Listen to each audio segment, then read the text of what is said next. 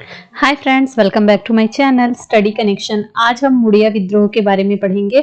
मुड़िया विद्रोह हुआ था 1876 में। मुड़िया विद्रोह को हम अन्य नाम से भी जानते हैं, जैसे मुड़िया विद्रोह, 1876 का विद्रोह और बस्तर का स्वाधीनता संग्राम। तो चलिए देखते हैं मुड़िया विद्रोह हुआ कहाँ था। तो ये है हमारा प्यारा भारत, और भारत में है धान का कटोरा जिसे कहते हैं जिस राज्य को, वो है हमारा प्यारा छत्तीसगढ़। तो ये देखिए छत्तीसगढ़ हमने ड्रॉ कर दिया है। चलिए एक बड़ा छत्तीसगढ़ ड्रॉ करते हैं, वहां पर देखते हैं कि मुड़िया विद्रोह कहाँ पर हुआ था। तो इस प्रकार नीचे साउथ की तरफ हुआ था मुड़िया विद्रोह, बस्तर क्षेत्र में। तो चलिए उनके जो जो कैरेक्टर्स हैं उनके बारे में थोड़ा जान लेते हैं, उसके बाद हम पढ़ेंगे मुड़िया विद्रोह। तो मुड़िया विद्रोह के समय बस्तर क्षेत्र में शासन चल रहा था काकतीय वंश का। तो उस समय शासक थे ये भैरमदेव। भैरमदेव के बारे में कुछ चीजें जान लेते हैं। ये ब्रिटिश अधीन प्रथम काकतीय शासक थे और इनके शासनकाल में 3 विद्रोह हुए थे, जिनमें से पहला है लिंगागिरी विद्रोह, दूसरा है कोई विद्रोह और तीसरा है मुड़िया विद्रोह। तो आज हम पढ़ने वाले हैं मुड़िया विद्रोह का, जो कि हुआ था 1876 में। मुड़िया विद्रोह में अगले पात्र के रूप में हम पढ़ेंगे दीवान गोपीनाथ कापड़दार को। जनता इससे बहुत ज्यादा त्रस्त हो चुकी थी। ये बहुत ही अत्याचारी दीवान था। मुख्य शासन की जो बागडोर है वो शासक भैरमदेव के हाथों में ना होकर दीवान गोपीनाथ कापड़दार के हाथों में था, जो कि बहुत अत्याचारी दीवान था और जनता इनसे मुक्ति चाहती थी। दीवान गोपीनाथ दास की दीवान पद पर नियुक्ति 1867 में हुई थी और लगभग 10 साल के करीब हो चुके थे दीवान पद पर नियुक्त हुए, और लगभग 10 साल तक इनका आतंक अत्यधिक बढ़ चुका था। ये जो मुड़िया विद्रोह हुआ था उसका नेतृत्व किसने किया था? तो उसका नेतृत्व किया था झाड़ा सिरहा ने।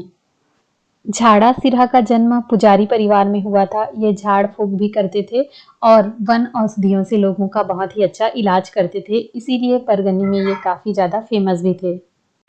कई गांव को मिलाकर एक परगना होता है जिसका मुखिया कहलाता है मांझी। झाड़ा सिरहा के पिता मांझी थे। वे परगनों में उचित न्याय करते थे और जो विवाद है उनका बहुत अच्छे से निपटारा करते थे। झाड़ा सिरहा अपने पिता के निर्णय को देखते सुनते रहते थे, तो धीरे धीरे उनमें भी यह क्षमता विकसित होने लगी। कोयतूर समुदाय में गांव की जिम्मेदारी किसी न किसी पर होती थी। गांव के लोग अपने बीच में से किसी न किसी को चयन कर यह जिम्मेदारी देते थे, जिसे सिरहा कहा जाता है। और झाड़ा सिरहा को तो युवावस्था से ही गांव की देवी सवार होने लगती थी, तब से झाड़ा को सिरहा नाम से भी जाने जाने लगा था। इस प्रकार झाड़ा सिरहा दोनों तरफ से काफी प्रसिद्धि पा चुके थे अपने क्षेत्र में। आगे हम बात करेंगे मुड़िया विद्रोह के प्रतीक चिन्ह की। तो आम वृक्ष की टहनी का प्रयोग करते थे। आम वृक्ष के टहनी के आदान प्रदान से लोग अपनी सहमति व्यक्त करते थे। मुड़िया विद्रोह के दमनकर्ता एवं जांचकर्ता कौन थे? तो वो थे मैक जॉर्ज। बस्तर के प्रशासन पर नियंत्रण रखने का दायित्व सिरोंचा स्थित डिप्टी कमिश्नर को सौंपा गया था। डिप्टी कमिश्नर ने राजा की रक्षा के लिए मैक जॉर्ज के नेतृत्व में ब्रिटिश सेना भेजी और मुड़िया विद्रोह के जांचकर्ता एवं दमन करता है मैक जॉर्ज।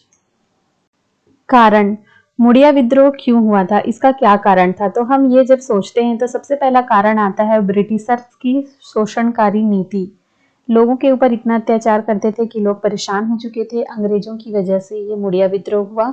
दूसरा कारण है दीवान गोपीनाथ के अत्याचार के कारण मुड़िया आदिवासियों का विद्रोह हुआ, जिसे मुड़िया विद्रोह कहते हैं। ब्रिटिशर्स के द्वारा बार बार अपमान किया जाना, उनके जनजाति को लेकर, उनके भाषा, रहन सहन, खान पान को लेकर बार बार अपमान अब उनसे सहन नहीं हो रहा था, तो अब लोगों ने शस्त्र उठा लिया।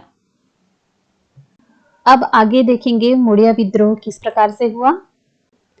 ब्रिटिश सरकार ने भारत के अन्य देशी रियासतों के राजाओं की भांति बस्तर के राजा भैरमदेव को प्रिंस ऑफ वेल्स के सम्मान में आयोजित दिल्ली दरबार में उपस्थित होने का आदेश दिया। ब्रिटिश आदेशानुसार जब बस्तर का राजा भैरमदेव दिल्ली जाते हुए मारेंगा नामक स्थान पर पहुंचा, तो मुरिया आदिवासियों ने उन्हें दिल्ली न जाने की प्रार्थना की। मुरिया आदिवासियों को यह अंदेशा था कि राजा की अनुपस्थिति में दीवान गोपीनाथ के अत्याचार अत्यधिक बढ़ जाएंगे। इसीलिए मुरिया आदिवासियों ने राजा का घेराव कर उन्हें बस्तर वापस लौटने के लिए निवेदन किया। स्थिति को बिगड़ता देख दीवान गोपीनाथ ने भीड़ पर गोली चलवा दी, जिससे कुछ लोग मारे गए और कुछ को गिरफ्तार कर लिया गया। राजा बस्तर लौटने को विवश हुआ। दीवान गोपीनाथ ने दमन चक्र प्रारंभ कर दिया। इससे त्रस्त होकर मुरिया आदिवासियों ने झाड़ा सिरहा के नेतृत्व में विरोध करने का निश्चय किया। आरापुर नामक स्थान पर 700 विद्रोही इकट्ठा हुए और उन्होंने हथियार जुटाने शुरू कर दिए। विद्रोहियों की गतिविधियों को जानकर राजा उन्हें स्वयं शांत करने समझाने पहुंचे, पर कोई नतीजा नहीं निकला। विद्रोहियों ने सुरक्षा सैनिकों पर भी धावा बोल दिया। राजा की सेना और विद्रोहियों के बीच युद्ध हुआ, जिसमें 6 विद्रोही मारे गए। इस तरह राजा और दीवान राजधानी जगदलपुर लौट आए और विद्रोही भी आरापुर से पलायन कर गए। राजा ने किले को चारों ओर से सुरक्षित कर लिया, क्योंकि उन्हें विद्रोहियों के आक्रमण का अंदेशा था, और उनका यह अंदेशा सही साबित हुआ। विद्रोहियों ने झाड़ा सिरहा के नेतृत्व में 2 मार्च 1876 को 2 मार्च, जिसे बस्तर का काला दिवस भी कहते हैं इसी दिन के कारण से, तो 2 मार्च 1876 को राजमहल को चारों ओर से घेर लिया। इसे मुक्ति पाने के लिए राजा ने अंग्रेज अधिकारियों से निवेदन किया। बस्तर के प्रशासन पर नियंत्रण रखने का दायित्व सिरोंचा स्थित डिप्टी कमिश्नर को सौंपा गया था। डिप्टी कमिश्नर ने राजा की रक्षा के लिए मैक जॉर्ज के नेतृत्व में ब्रिटिश सेना भेजी। मैक जॉर्ज ने सर्वप्रथम यह जानने का प्रयास किया कि विद्रोह का कारण क्या था। झाड़ा सिरहा ने क्रांतिकारियों के रुकने के लिए राजमहल के समीप एक झोपड़ी बनाई, जिसे सिरहा सार कहते हैं। आज भी सिरहा सार भवन को झाड़ा सिरहा स्मृति के रूप में चिन्हांकित किया गया है। बस्तर दशहरा के समय यहाँ पर रथ बनाने वाले ठहरते हैं और जोगी बिठाई का कार्यक्रम यहाँ पर होता है। झाड़ा सिरहा ने महल में बैठक करने से इनकार कर दिया। तब मैक जॉर्ज उनसे बात करने के लिए सिरहा सार में गए। वहां क्रांतिकारियों ने बताया कि उनकी लड़ाई राजा से नहीं वरन दीवान से है। विद्रोही आदिवासियों ने अपनी एक सूत्री मांग प्रशासन के समक्ष रखी और दीवान गोपीनाथ को बस्तर से निष्कासित कर दिया गया। मैक जॉर्ज ने 8 मार्च को एक विशेष दरबार का आयोजन किया, जो आज भी मुरिया दरबार के नाम से जाना जाता है, जो कि विद्रोहियों की मांग के अनुरूप था। मांग के पूरा होते ही विद्रोही आदिवासियों ने अपनी घेराबंदी उठा ली। इस प्रकार मुरिया विद्रोह सफलता के साथ संपन्न हुआ। कुछ फैक्ट्स की बात कर लेते हैं।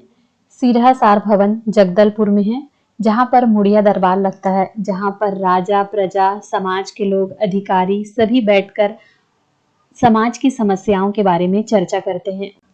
अभी हाल में ही मुख्यमंत्री जी ने मुड़िया दरबार में शामिल होने के साथ साथ कुछ महत्वपूर्ण घोषणाएं भी की हैं, जैसे बादल एकेडमी की। बादल एकेडमी बस्तर के लोक नृत्य, वहां की बोली, वहां के साहित्य, शिल्पकला के संरक्षण एवं समर्थन में वृद्धि के लिए इस एकेडमी का निर्माण किया गया है। बादल एकेडमी का इसकी घोषणा की है।